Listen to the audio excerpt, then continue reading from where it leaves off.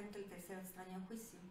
Tenemos dos tipos de terceros extraños, que es tercero extraño en juicio por equiparación. Y tenemos también el tercero extraño en juicio, que es en estricto sentido. ¿Quién es el tercero extraño en juicio en estricto sentido?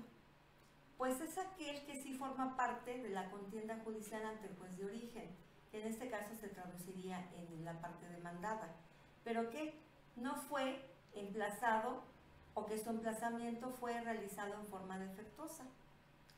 Entonces adquiere la calidad de tercero extraño a juicio por equiparación. Y tercero extraño a juicio en estricto sentido es aquel que no tiene relación con la contienda judicial. Sin embargo, dentro del proceso se puede emitir una resolución en la que él se pueda ver afectado. Por ejemplo, en el contrato de compraventa que hablábamos hace rato, yo celebro un contrato de compraventa, no lo elevo a escritura pública, y de repente llega una persona que embarga la propiedad porque el que me vendió tenía una deuda. Así ¿sí? es. Que es lo que nos encontramos en la vida cotidiana muchas veces, ¿no? Y embarga la propiedad. Ya de entrada pues tenemos un embargo que nos está afectando en nuestra esfera jurídica, porque nosotros compramos de buena fe, pero lo hicimos mediante un contrato privado de compraventa. Nunca lo elevamos a escritura pública. Y de repente nos encontramos con que se tramitó todo este juicio entre acreedor y deudor sin que nosotros tuviéramos conocimiento de esta situación. En ese caso, ¿qué podríamos hacer? ¿No? Surge ahí la interrogante de que cómo defender nosotros nuestro derecho. Entonces, para todos los radioescuchas es muy importante que pongamos mucha atención en lo que va a decir la maestra Nélida, nos va a comentar por qué, porque esta situación se da en la vida real, se da en todos lados.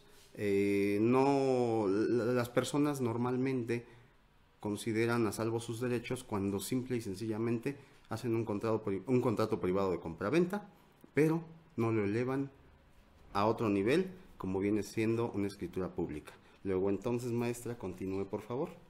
Bueno, como yo lo decía desde un principio, pues lo ideal es que un contrato privado de compraventa siempre elevar la escritura pública. En dado caso de que nuestro vendedor se niegue a escriturar, pues iniciar el juicio correspondiente para solicitarle el otorgamiento y firma de escritura, y así salvaguardar nuestros derechos. En dado caso que no se haga de esta forma, pues bueno, y ante la situación que yo planteaba, un acreedor que embarga ese bien inmueble que yo ya creo que es mío, porque realicé un contrato de operación de venta, pero privado, ¿qué puedo hacer? Y se ha llevado todo un juicio a mis espaldas, propiamente porque no estoy enterada de esa situación. ¿Cómo poder defender mi derecho de propiedad y mi derecho de posesión que tengo, si es que estoy en posesión del bien? Pues bueno, aquí adquirimos el carácter de terceros extraños a juicio, porque no formamos parte de ese juicio propiamente que se da entre acreedor y deudor. Si en este juicio ya existe una sentencia definitiva y que la misma ha causado ejecutoria, pues la vía procedente para impugnar esta situación sería mediante el amparo indirecto.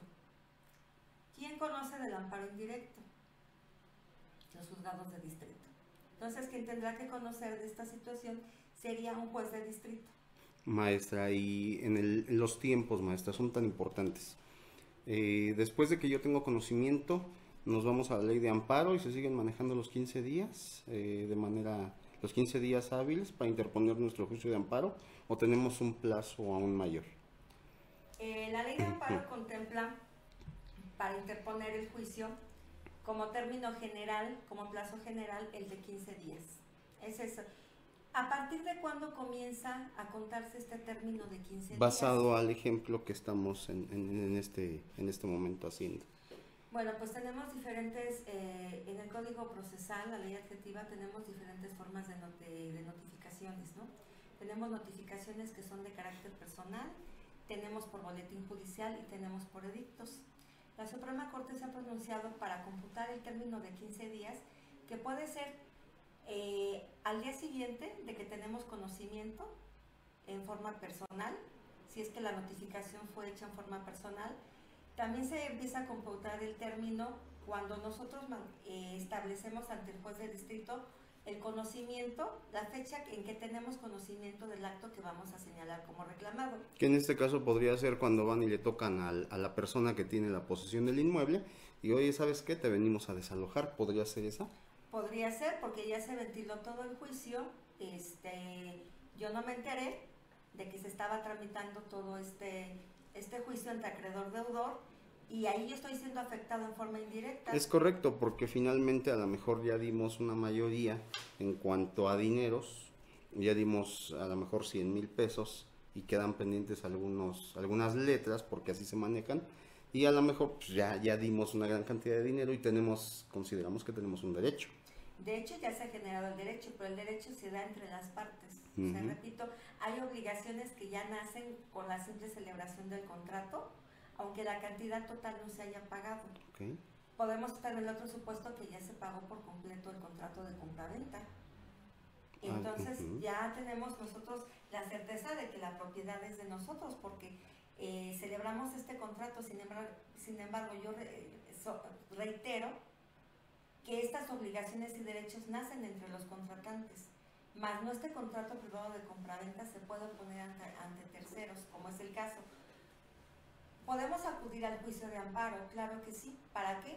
Para efecto de que de suspender el acto que consistiría, por ejemplo, en el lanzamiento. Porque derivado de este juicio que se pudiera dar entre acreedor y deudor, podría derivarse que la petición del actor de la desocupación del bien inmueble. Y quien está ocupando el bien inmueble, pues es quien compró mediante ese contrato de privado de compraventa. Entonces, obviamente que sí nos está causando una afectación en nuestra esfera jurídica. Decía yo, ¿cómo se van a contar estos términos? Bueno, la Suprema Corte nos ha establecido a partir de la forma de cómo contabilizar este plazo, estos 15 días generales de los que habla la ley de amparo. Puede ser desde la fecha que nosotros le manifestemos al juez del distrito que tenemos conocimiento del acto, por confesión, que nosotros confesemos dentro de nuestra demanda de amparo la fecha en la que tuvimos también conocimiento de ese acto reclamado. A partir de que tenemos conocimiento de ese acto, es cuando nace nuestro derecho a interponer el juicio de amparo, y es a partir de ahí donde tenemos que empezar a contar el término de 15 días. Obviamente estos 15 días van a ser días hábiles. Ok. Entonces, bueno, para determinar el tercero extraño, a final de cuentas, quien tiene la posesión del inmueble va a interponer un recurso de amparo en contra de la sentencia definitiva que emitió un juez. Y el tercero extraño sería quien está tratando de ejercer su derecho para el desalojo. Aquí vamos a hablar un poquito de lo que son las partes en el juicio de amparo. Okay. Por ejemplo, en este caso concreto, la persona que está siendo afectada pues va a ser la que va a estar legitimada, la que tiene la legitimación para acudir al juicio de amparo. El demandante. ¿Cuál va a ser su acto reclamado dentro de la demanda del juicio, dentro de la demanda? Pues precisamente la orden de lanzamiento. ¿Cuáles van a ser sus conceptos de violación? Pues uno de ellos podría ser violación al artículo 14 constitucional, que el artículo 14 constitucional nos habla de la garantía de audiencia, que tenemos que ser debidamente oídos y vencidos en juicio. Entonces, en este caso, pues bueno, se escuchó al actor, se escuchó al demandado, pero no se escuchó a quien está en posesión del bien inmueble, que es el que compró. Entonces, bajo esos argumentos acudimos al juicio de amparo. Evidentemente, si tenemos una orden de lanzamiento es porque ya hay una sentencia. Esta sentencia causó ejecutoria. Entonces, en virtud de ello, pues vamos a acudir a este amparo de manera indirecta, en calidad de ¿qué? De terceros extraños a juicio. ¿Por qué? Porque nosotros no fuimos parte de del juicio civil anterior que ellos, de alguna manera en lo oscurito, pactaron. De ese juicio de origen. O que se desarrolló. Exacto, no fuimos parte nosotros de ese juicio. Entonces nos convertimos realmente en terceros extraños a juicio en estricto sentido. Muy bien. ¿Por qué hago la distinción? ¿Por qué me refiero en forma enfática a estricto sentido? ¿Por qué? Porque también tenemos extraños a juicio por equiparación. Y repito, el tercer extraño a juicio por equiparación es aquel que sí formó parte de la contienda judicial, sí es parte y se traducía en el demandado, pero que no fue emplazado o su emplazamiento fue defectuoso. ¿Qué quiero decir con defectuoso? Que bueno, que no cumplió el emplazamiento con las formalidades que establece la ley adjetiva. Por ejemplo, en el Código de Procedimientos Civiles, pues nos establece todas unas reglas para cómo se debe de verificar el emplazamiento. Hay el principio de cercioramiento. El notificador tiene que cerciorarse que en el lugar donde se constituye es el lugar donde precisamente vive el buscado. Y tiene que asentarlo en su razón actuarial, de tal forma que tiene que ser esta muy clara y pormenorizada. Nos tiene que establecer, nos tiene que decir y nos tiene que precisar cuáles fueron los elementos que él tuvo a la mano para asegurar que en el domicilio que se estaba constituyendo era precisamente o es el del demandado. Si el demandado también no se encontraba ahí y llegó a entender la diligencia con otra persona, ¿con qué carácter sustentó esta persona? Si nos dice que entendió esto o se cercioró de que la persona buscada vive ahí por medio del dicho de vecinos, tendrá que recabar en su momento pues el nombre de los vecinos. En dado caso que no los tenga no pueda recabar esta información, pues tendrá que describir físicamente a las personas con las que se entendió la diligencia. Ha tocado usted un punto sensible, maestra. ¿En el caso del notificador también incurre en responsabilidad? Sí incurre en responsabilidad, pero claro que sí, por supuesto es una responsabilidad de tipo administrativa. Las facultades que tiene también como las obligaciones se encuentran en la ley orgánica del Tribunal Superior de Justicia, por ejemplo en el caso de la Ciudad de México, en la ley orgánica del Tribunal Superior de Justicia de la Ciudad de México. Se encuentran ahí establecidas sus obligaciones, sus facultades que tiene el notificador, de tal manera que si incumplen en ellas, pues sí será motivo de una sanción para él. Y en el juicio de amparo, obviamente, ¿quiénes van a ser las autoridades responsables? Hablando del tema que estamos en concreto, sí. Pues tenemos varios tipos de autoridades, ordenadoras y ejecutoras. Entonces, como autoridades ordenadoras, pues evidentemente es la persona, en este caso sería el juez que ordenó la orden de lanzamiento. Ajá, así es. ¿Sí? ¿Quién ejecuta? Pues el notificador, el actuario, el ejecutor adscrito al juzgado. Esta sería una autoridad responsable ejecutora. Entonces, de tal manera que vamos nosotros armando nuestra demanda en contra de este acto reclamado, que es el lanzamiento, para efecto de que se verifique la legalidad de ese juicio, y tenemos obviamente nosotros que demostrar un interés jurídico. Tenemos que demostrar en el juicio de amparo interés jurídico. La ley de amparo hace una diferencia entre lo que es el interés jurídico y un interés legítimo y un interés simple. En este caso, al tratarse de un contrato de...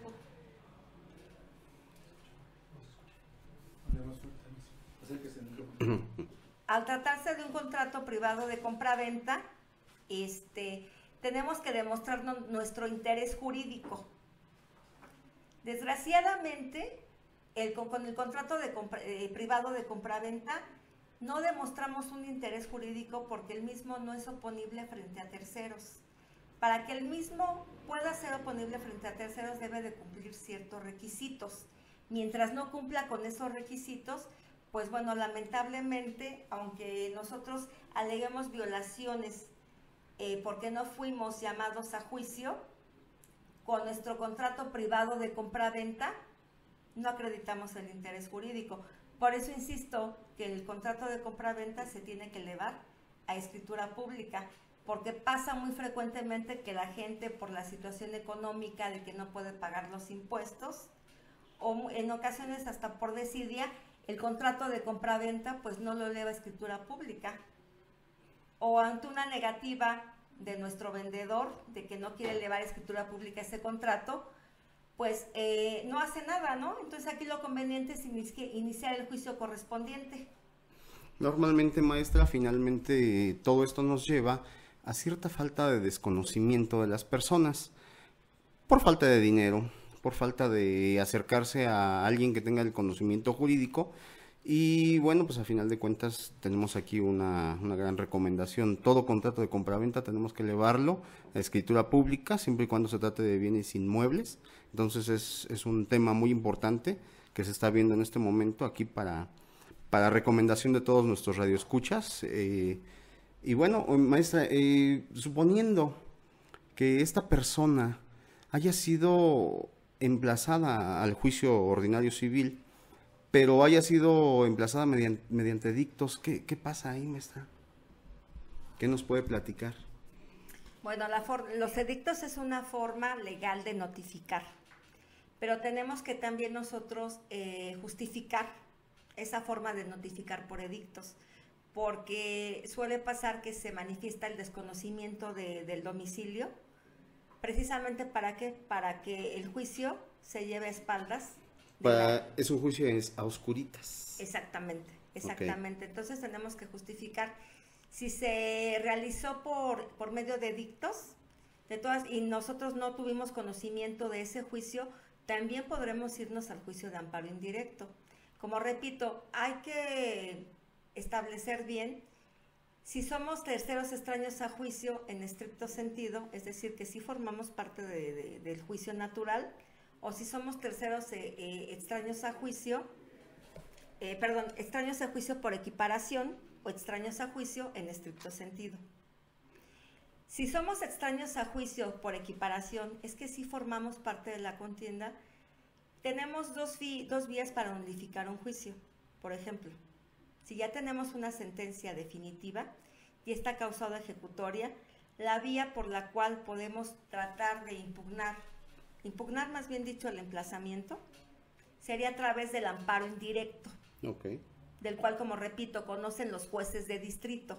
Así es. Si estamos en un juicio donde todavía no se dicta sentencia definitiva, el medio de impugnación sería a través de un incidente de nulidad de actuaciones, exactamente, porque todavía no hay sentencia.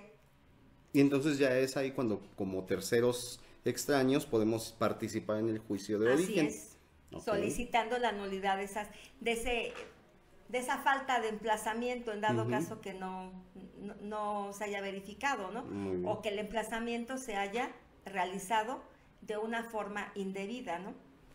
Aquí en la Corte, y lo voy a leer, así como textual, como se dice de manera textual. El emplazamiento es de orden público y su estudio es de oficio. La falta de emplazamiento, su verificación en forma contraria a las disposiciones aplicables, es la violación procesal de mayor magnitud y de carácter más grave, puesto que da origen a la omisión de las demás formalidades esenciales del juicio. Esto es, imposibilita al demandado para contestar la demanda y por consiguiente le impide oponer las excepciones y defensas a su alcance.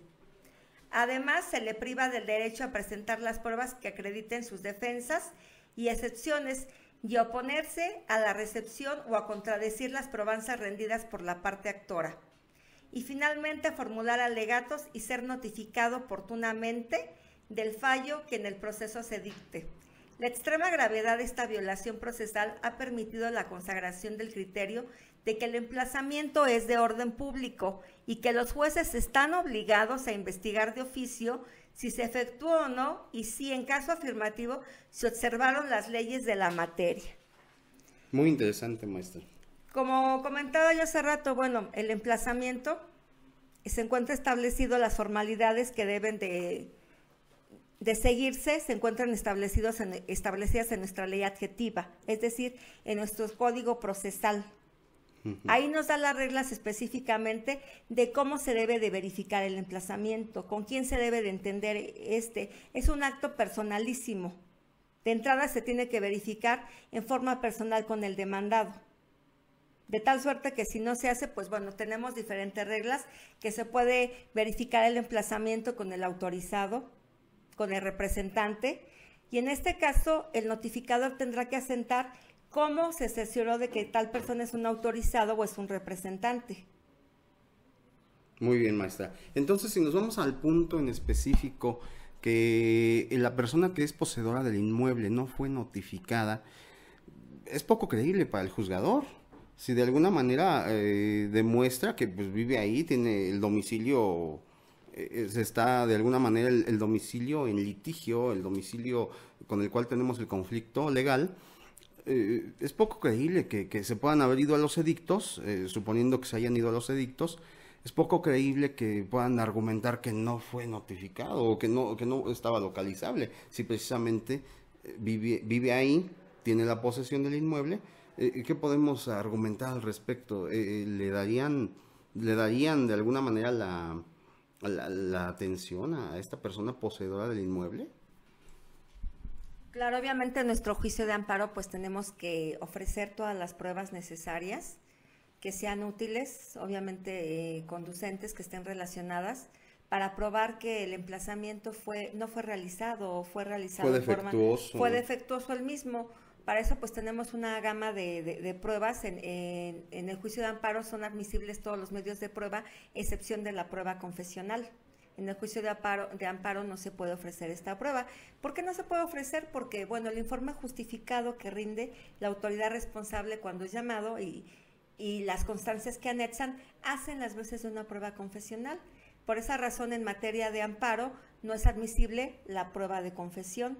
Entonces, tendremos que buscar los medios probatorios para acreditar, para demostrarle al juez que no fuimos debidamente emplazados, que hubo violación a esas formalidades en el procedimiento, ¿no?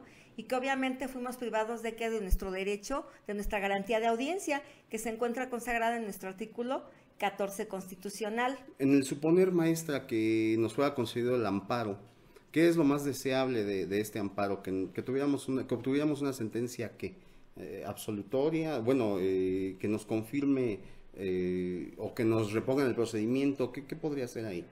¿Qué sería lo deseable? Bueno, hablando en otro tenor acerca del emplazamiento, por ejemplo, si somos terceros extraños a juicio por equiparación, el juicio se llevó a nuestras espaldas, no, o el emplazamiento fue hecho en forma defectuosa, pero finalmente no nos enteramos que estaba tramitándose este juicio, pues evidentemente lo que buscamos primero es la suspensión del acto. Sí, para que no nos lancen de la vivienda. Para que no se ejecute el acto reclamado. Así es. Lo primero que buscamos es la suspensión del acto. Y obviamente que es lo segundo es que se dicte una sentencia de fondo donde que se reponga todo el procedimiento hasta la etapa del emplazamiento. Para que entonces tenga la debida oportunidad de defenderse, ¿es correcto? Exactamente, se dé un debido proceso, se me brinda a mí mi garantía de audiencia, que se sigan las formalidades esenciales del procedimiento. ¿Cuáles son esas formalidades esenciales del procedimiento? Pues una de ellas precisamente es que seamos emplazados en forma debida, que se cumpla con lo que nos ordena la ley adjetiva. Todos los requisitos, todos y cada uno de esos requisitos se deben de cumplir cuando se hace ese emplazamiento. Si se está realizado en forma defectuosa, obviamente todo eso lo tiene que evaluar porque, repito, el juzgador, porque el emplazamiento es de oficio, su estudio es de oficio, porque es de orden público. Es el acto de mayores, es una relevancia, exactamente, por eso su violación también es de una gran magnitud que requiere... impacta negativamente en las personas, impacta en la esfera jurídica de los agraviados, finalmente. Por supuesto, porque se va a llevar a cabo sin mi comparecencia, sin que se me dé a mí la oportunidad de ser oída, sin ofrecer pruebas, sin alegar, y teniendo el riesgo pues de que se dicte una sentencia adversa a mí, ¿no? Y pues de ahí nazca es precisamente una orden de lanzamiento o cualquier acto que me pueda a mí afectar en mi esfera jurídica. Retomando el tema, maestra, bueno, el ejemplo inicialmente pactado, vamos a decir que se nos concede el amparo y se repone el procedimiento. Esta persona posesionaria del inmueble, ¿qué posibilidades tiene de hacer valer sus derechos con su contrato de compraventa que tiene de manera privada, donde él demuestre que ya pagó en su totalidad el inmueble? ¿Qué posibilidades tiene de salir favorecido de todo esto? Bueno, como yo lo decía desde un principio, hay que determinar primero de dónde deriva, cuál es el juicio de origen, de dónde deriva esto, cuáles fueron las prestaciones que se solicitaron.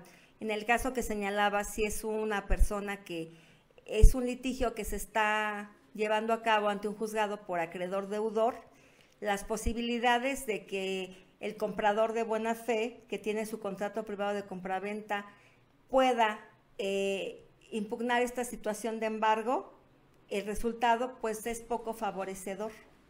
¿Por qué? Porque el contrato, lo vuelvo a repetir, solamente va a crear derechos y obligaciones con quien contrató, más no es oponible frente a terceros. En ciertos casos, estos documentos sí pueden ser oponibles frente a terceros. Por ejemplo, cuando el que nos vendió, pues ha fallecido. Sería uno de los casos. Okay. O sea, cuando tiene que adquirir el carácter de documento cierto, y para que adquiera el carácter de documento cierto, pues se requieren de varios requisitos. Uno de ellos, pues que la persona que nos haya vendido, pues ya haya fallecido. Desde ese momento, desde el fallecimiento, ya el documento se puede tener como cierto y ya puede ser oponible frente a terceros. Otro es que se haya presentado ante alguna autoridad. Por eso es que yo insisto, si no se puede elevar escritura pública por una cuestión económica, que no tenemos dinero, no lo dejemos ahí nada más. Podemos acudir ante un defensor público y iniciar un juicio para poder escriturar de alguna manera, que la autoridad entienda que este contrato privado de compra-venta, pues que reconozca que existe un contrato privado de compra-venta que es sobre un inmueble. Que se reconozca mi derecho, que se reconozca mi derecho. Y solamente cómo voy a hacer que se reconozca mi derecho, pues precisamente demandando al vendedor, ¿no? Demandando al vendedor, ¿para qué? Para que me otorgue, me realice el otorgamiento y firma de la escritura. ¿Y qué pasa si en un momento dado, pues el vendedor se niega a acudir ante la autoridad judicial? Se constituye en rebeldía. En rebeldía, es correcto. Pues se sigue siempre y cuando esté debidamente emplazado, porque también aquí el emplazamiento va a ser un aspecto fundamental que, reitero, se tiene que estudiar de oficio. Entonces, siempre el emplazamiento tiene que cubrir todos los requisitos, todas las formalidades que nos marca el Código de Procedimientos Civiles. Tenemos que perseguirlo hasta notificarle, ¿es correcto? Sí, y tenemos diferentes formas de notificar. Muy bien, y la última sería los porque edictos. También el emplazamiento es todo un tema, porque mañosamente también tenemos personas que pues saben que hay una obligación que cumplir y que al saber esta situación pues se ocultan para ser emplazados, ¿no? Entonces, sí. ¿Qué hacer ahí? Pues bueno, tenemos una serie de situaciones que nos establece el mismo Código de Procedimientos. ¿Qué es lo que podemos hacer ante esta situación si nuestro demandado se oculta para no ser emplazado, ¿no? Y ahí está el gran trabajo del notificador, que se debe de cerciorar. Y también de nosotros como abogados, ¿no? Claro. También de nosotros como abogados, porque nuestra función precisamente es eso, darle al cliente una solución. Una certeza jurídica, que le dé una solución referente al problema legal que tiene. Así es, así es. Entonces, bueno, si el demandado pues se está ocultando, tenemos mecanismos para llegar a emplazarlo, aun cuando no sea en forma personal. Pero tenemos que ser muy cuidadosos de cómo vamos a realizar este emplazamiento, precisamente para que en lo futuro este emplazamiento pues no pueda ser impugnado de ilegal, ¿no? Ya sea mediante un incidente de nulidad de actuaciones o mediante un amparo indirecto. Que sería la misma historia que ya vimos hace unos minutos. A final de cuentas nos vamos al amparo indirecto y todo nos lo retrotraen al principio por la falta de notificación. Sí, claro. En la práctica, pues bueno, nos encontramos con gente que tiene su contrato privado de compraventa, tiene el interés de escriturar, pero no lo hace porque tiene la idea de que no lo va a poder lograr porque el demandado, el vendedor, pues se niega a escriturar. Entonces, no quiere caer en conflicto y deja pasar el tiempo. Sin embargo, pues esta situación es muy peligrosa. Si este bien inmueble pudiera ser objeto de un embargo por alguna deuda de nuestro vendedor, ¿no? Entonces, la recomendación es que se eleve escritura pública y en su caso, porque no tengamos los recursos, pues iniciemos el juicio correspondiente para que se nos reconozca el derecho. si ya tenemos una sentencia y el vendedor aún con esta sentencia y que lo obliga a escriturarnos, no acude al notario que nosotros señalemos para la escrituración, pues el juez lo va a tener que hacer en rebeldía del demandado. Entonces, no es una limitante el que no quiera el vendedor, exactamente, no es una limitante. Pero esta situación, pues se desconoce y por esa razón muchas personas, para evitarse todo un conflicto, pues no demandan. Así es. Pero la gravedad de esta situación es evidente en ciertas situaciones. Por ejemplo, ya lo he repetido muchas veces, en el caso de un embargo, ¿no? O por ejemplo, en el caso de otro adquiriente, que nos pueda surgir otra persona que también compró. Sí, por la mala actuación de un vendedor corrupto, de un Así vendedor que busca dinero fácil. Entonces, ¿cómo podemos proteger? Pues iniciar el juicio ordinario civil para solicitar el otorgamiento y firma de escritura.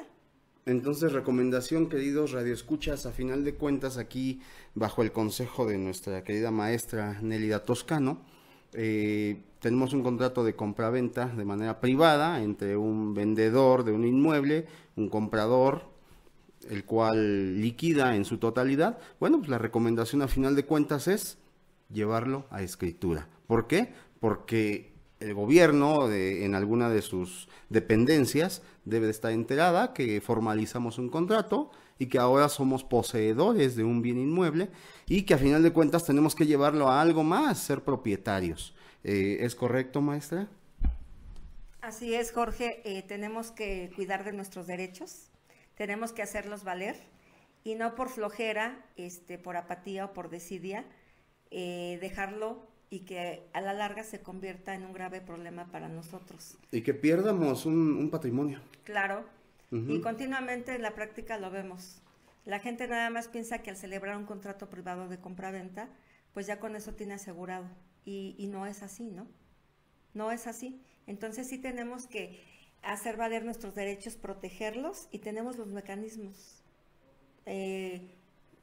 Nos ponemos a la disposición de las personas que nos están escuchando para cualquier problemática en torno a situaciones de compraventa.